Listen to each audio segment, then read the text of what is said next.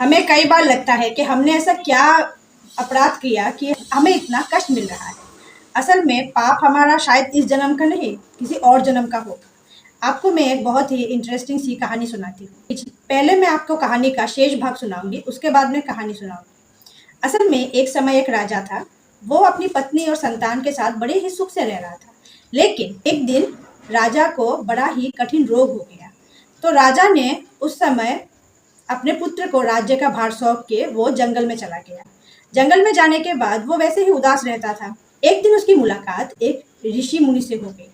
तो राजा ने जब देखा कि ऋषि मुनि बहुत ही ज्ञानी है, तो राजा ने सोचा कि मैं क्यों ना अपने इस दुर्भोग का कारण पूछूं, इस दुर्दशा से कैसे मुक्ति पाई जाए उसका हल पूछूं।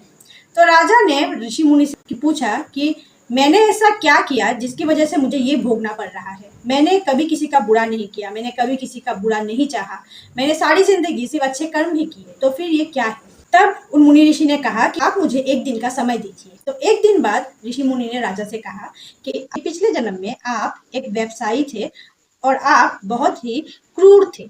आप अपनी पत्नी को निरंतर कष्ट दिया करते थे और आपने उनकी हत्या भी की थी। और सिर्फ इतना ही नहीं, जब आपको आपके राज्य से निकाला गया तब आप जंगल में चले गए और कुछ बुरे लोगों के संगत में पड़ के आप डाकू बन गए।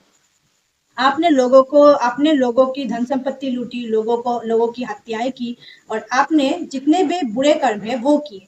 लेकिन पिछले जन्म में आपने कुछ भले कर्म भी किए थे।